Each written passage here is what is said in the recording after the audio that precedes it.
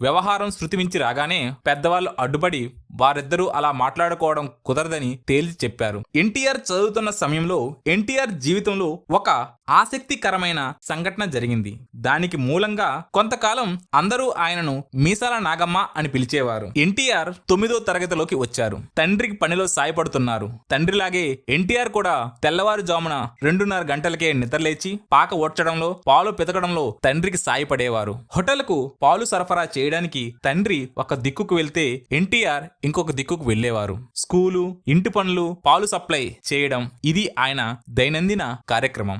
లక్ష్మయ్య 9 రూపాయలు పెట్టి ఎన్టీఆర్ కు హెర్క్యులస్ సైకిల్ కొనిపెట్టారు. సైకిల్ కి 2 వైపులా పాల బిందెలు కట్టుకుని ఎన్టీఆర్ ప్రతిరోజు విజయవాడ వెల్కమ్ హోటల్ కు పాలు సప్లై చేసేవారు. ఆయనే కాక ఇంకో ఇద్దరు కూడా ఆ హోటల్ కు పాలు పోసేవారు. వాళ్ళిద్దరూ పాల బిందెలు ఇచ్చిన తరువాత హోటల్లో వేడివేడి కాఫీ తాగుతూ కబుర్లాడుతూ కాలక్షేపం చేసేవారు. ఎన్టీఆర్ అలా కాక పాలు పోసి డబ్బు చేతికి అందగానే రయ్యమని సైకిల్ ఎక్కి వెళ్లిపోయేవారు. క్యాష్ కౌంటర్ లో కూర్చున్న హోటల్ యజమాని ఎన్టీఆర్ చేత ఒక కప్పు కాఫీ అయినా తాగించాలని చాలాసార్లు శక్తి కొద్దీ ప్రయత్నించారు. కానీ ఎన్టీఆర్ ఏనాడు ప్రలోభపడలేదు.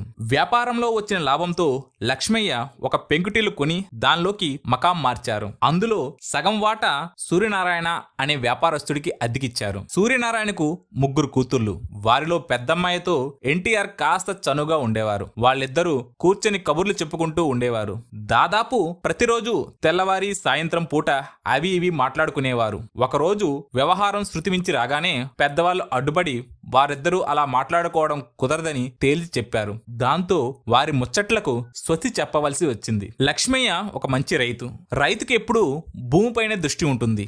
వ్యాపారం దినాభివృద్ధి చెందడంతో లక్ష్మయ్య చూపు మళ్లీ భూమిపై పడింది. తాతల నుంచి సంక్రమించిన భూమిని విధిలేని పరిస్థితిలో అమ్మిన ఆయన మళ్లీ పొలం కొనాలని ఆశపడ్డారు. చేతిలో డబ్బుంది. అదే సమయానికి తన తమ్ముడు నాగయ్య తన పొలాన్ని అమ్మకానికి పెట్టారు. లక్ష్మయ్య ఆ పొలం కొంటానంటే నాగయ్య ఒప్పుకున్నారు.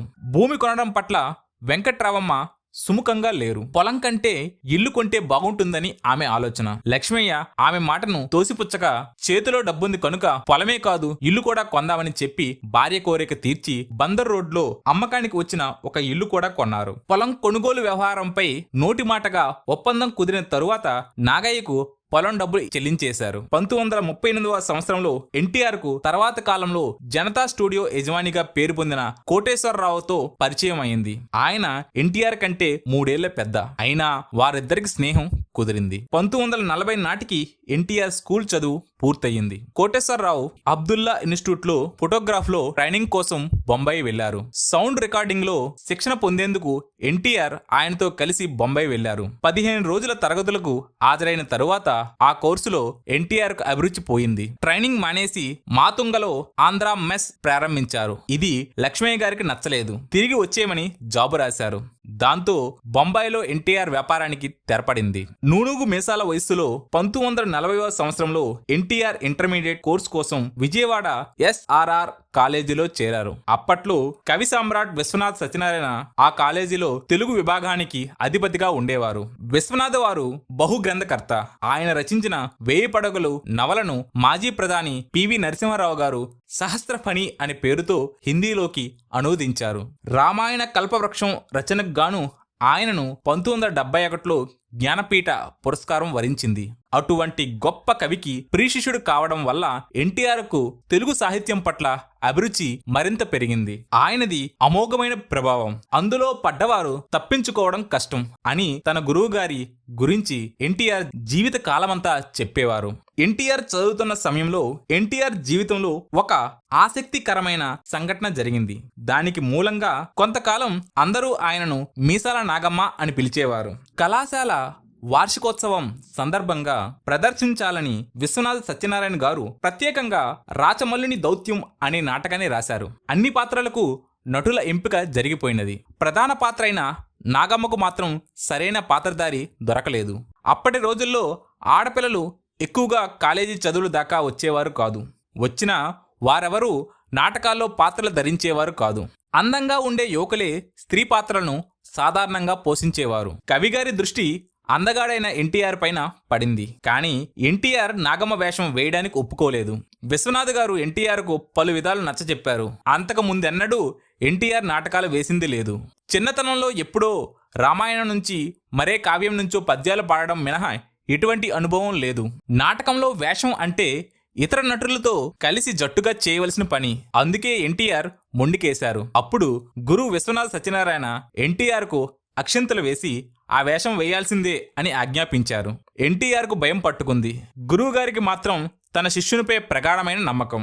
ఎన్టీఆర్ తన డైలాగులు అన్నీ నేర్చుకున్నారు. కానీ స్టేజ్ పైన ఎలా చెబుతానో అన్న భయం మాత్రం ఆయనను విడిచిపెట్టలేదు. విశ్వనాథ్ గారి మాట పెలుసు. ఆయన ఉగ్ర అవతారం భరించశక్యం కాదు.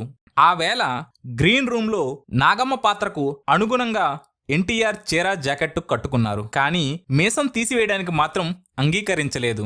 హీరోయిన్ మీసాలతో కనిపిస్తే అసహ్యంగా ఉంటుందని మిత్రులు మాటను పెడచెవిన పెట్టారు. విశ్వనాథ్ గారు స్వయంగా రంగంలోకి దిగి మీసం తీయాల్సిందేనని పట్టుబట్టారు. మంచి మాటలతో అనునయంగా చెప్పారు. మృదువుగా బుజ్జగించారు. ఫలితం లేదు. పౌరుషానికి చిహ్నమైన తన నూనూగు మీసాలని తీసేది లేదని ఎన్టీఆర్ తెగేసి చెప్పారు. విశ్వనాథ్ వంటి వారు నిరాశపడి ఏమీ చేయలేక చేతులెత్తేశారు. ఎన్టీఆర్ కొంచెం తెలివిగా మేకప్ చేసుకోవడం ద్వారా మీసాలు పెద్దగా కనబడకుండా నాటకాన్ని రక్తి కట్టించారు. నేను వేదిక ఎక్కాల్సిన సమయం రాగానే విపరీతమైన భయం పట్టుకుంది. వణుకు పుట్టింది. ఒళ్ళంతా ముచ్చెమటలు పోశాయి. ఎవరో నన్ను వేదిక మీదకి తోశారు. 5 నిమిషాల వరకు ఏం జరుగుతుందో నాకేమీ తెలియలేదు. నిస్తేజంగా ఉండిపోయాను. మెల్లగా తెలివి తెచ్చుకుని పాత్రను నటించడం మొదలుపెట్టాను అని తర్వాత కాలంలో తన మొదటి నటనా అనుభవాన్ని ఎన్టీఆర్ గుర్తు చేసుకున్నారు. నాగమ్మ పాత్ర పోషణకు ఎన్టీఆర్ బహుమతి గెలుచుకున్నారు. ఆ నాటకంతో కొన్నాళ్ల వరకు ఆయన్ను సరదాగా మీసాల నాగమ్మ అని మిత్రులు పిలిచేవారు. కర్రసాము, మల్ల యుద్ధం, యోగాసనాలు ఎన్టీఆర్కు ఇష్టమైన వ్యాపకాలు. బొమ్మలు, స్కెచ్లు గీయడం, పెయింటింగ్ వేయడం ఆయన అభిరుచులు.